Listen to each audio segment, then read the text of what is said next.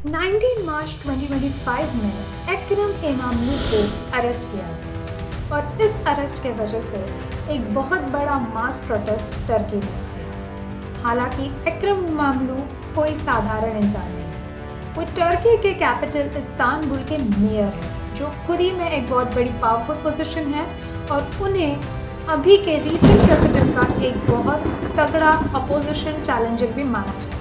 Turkey या Republic of Turkey Anatolian peninsula पर बसा हुआ एक राष्ट्र है, जिसको मॉडर्न में टर्किया भी कहा जाता है। यहाँ पर कर्ड्स, ग्रीक्स, ज्यूज, टर्क्स ऐसे बहुत सारे लोग रहते हैं। ऑटोमन एम्पायर, जो दुनिया का इतिहास का सबसे बड़ा एम्पायर माना जाता है, उसके गिरने के बाद मॉडर्न टर्की का जन्म, जो जनरल मुस्तफा के अंडर रेजिम के अंडर इनिशियली टर्की के ऊपर अटाटर्क रिपब्लिकन पार्टी की हुकूमत थी, लेकिन फिर वर्ल्ड वॉर 2 के अंत में आते आते multi party democratic system Turkey में सेटअप हुआ। 1946 से लेकर 1990 तक टर्की में बहुत सारे डेमोक्रेटिक सिस्टम्स इस्टेब्लिश करने की कोशिश की गई, लेकिन वो काफ़ी हद तक फेल हुए। तो चलते हैं 1990 के उस दौर में और टर्की के इतिहास के कुछ पन्ने पढ़ लेते हैं।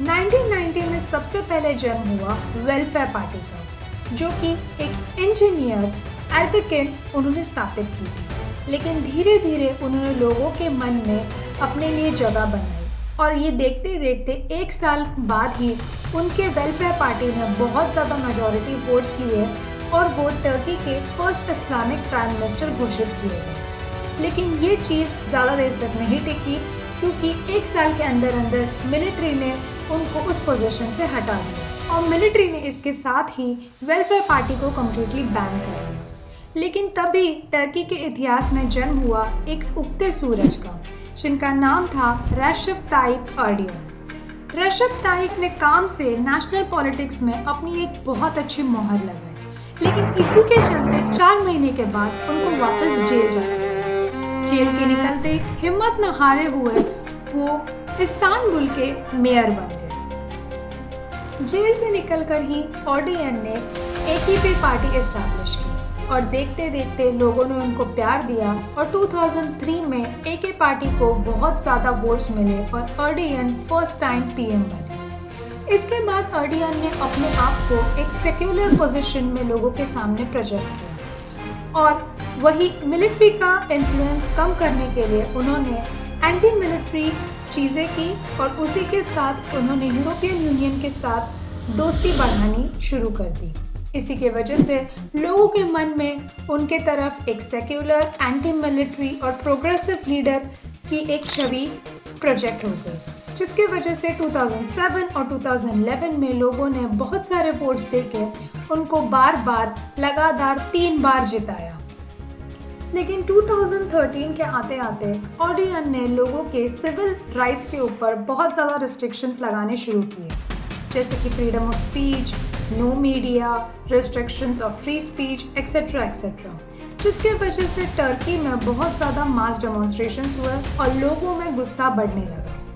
2016 में ऐसा कहा जाता था कि एक मिलिट्री क्यूप की साजिश हो रही थी, जिसको नज़र रखते हुए टर्की ने पहली बार एर्डोगान के अथॉरिटेरियन रूप को देखा, जहाँ पे एर्डोगान ने यूनिवर्सिटीज़, बसेस, स्कूल्स, कैंप्स, हर वो जगह जैसे कि ब्यूरोक्रेसी, जुडिशरी, हर वो जगह से अपने जो एनिमीज़ हैं, अपोनेंट्स हैं, उनको चुन चुन के बाहर फेंका, गलत फॉल्स एक्यूजेशंस लगा के उनको जेल भेज दिया और यहाँ तक कि उन्होंने टर्की का कॉन्स्टिट्यूशन तक चेंज किया और एक प्रेसिडेंसी पोस्ट क्रिएट की और वो खुद एक प्रेसिडेंट बन गए। 2019 में एर्डोगान ने अपनी सबसे पहली इलेक्शन लड़ी एज अ प्रेसिडेंट और वो जीती गई और फिर एर्डोगान की उम्र हो गई थी 70 ईयर्स। लोगों को लगने लगा कि उम्र के चलते एर्डोगान अभी रिटायरमेंट की ओर चले जाएंगे और रिपब्लिकन पार्टी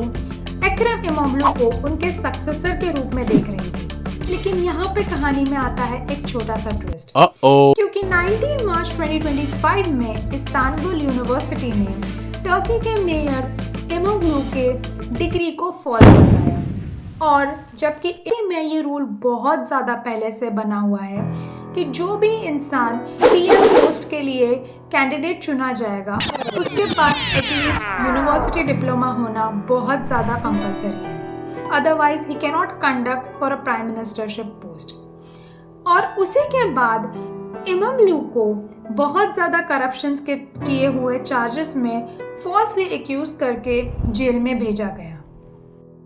लेकिन ये टर्की एर्दोगन के इस तानाशाही को झेलने वाला 2013 या 2016 वाला टर्की नहीं था, ये था 2025 वाला जेन जी का टर्की। जैसे ही इकरम इमामलू के अरेस्ट के बाद बाहर निकले, 1000 से भी ज़्यादा स्टूडेंट्स ने मास प्रोटेस्ट किया और उसके अगेंस्ट आक्रोश दर्शाया। यहाँ तक भी ट्विटर, मीम्स पेज, इंस्टाग्राम, सारे सोशल मीडिया हैंडल्स पर यही बात चलाई गई कि we are against this action of arrest of Ikram Imam. खास करके जेन जी ने रास्ते पे उतरकर टर्की में चलने वाले इकोनॉमिक कोलैप्स, रिलीजन इंटॉलरेंस, इन सारे मुद्दों पे बात छेड़ी और एर्दोगन जो टर्की के प्राइम मिनिस्टर और अभी के प्रेसिडेंट है उनके खिलाफ आवाज़ उठाई। टर्की का जेन जी टर्की में एक रेवोल्यूशन चाहता है। ऐसा मास प्रोटेस्ट और ऐसा स्ट्राइक टर्की में पहली बार हुआ है। टर्की का जेन जी चाहता है कि टर्की में एक free and fair democratic elections हुए और ना ही कोई तानाशाही या कोई एरिस्टोक्रेसी या अथॉरिटेरियन बिहेवियर टर्की के स्टूडेंट्स और टर्की की इस न्यू जनरेशन के ऑडियंस और वोटर्स टॉलरेट करने वाले हैं। एर्दोगन के हेल्थ और उम्र को देखते हुए एर्दोगन ये सब खुद के लिए कर रहे हैं या फिर फैमिली पावर ऑफ सक्सेशन के लिए कर रहे हैं, ये तो आने वाला वक्त ही बताएगा। लेकिन एर्दोगन के इस डिसीजन ने टर्की में एक नया सूरज जाग उठा है और वो है जेन जी का, टर्की के स्टूडेंट्स का, जो टर्की में एक सेक्युलर नेशन की तरफ देखते हैं और टर्की को एक प्रोग्रेसिव नेशन बनाना चाहते हैं। नाउ लेट्स सी कि आगे टर्की में क्या होता है और एर्दोगन इस चीज़ से कैसे डील करते हैं। अगर आपको ये चैनल और आज का वीडियो बहुत ज़्यादा पसंद आ गया तो please do subscribe and share. Thank you for watching.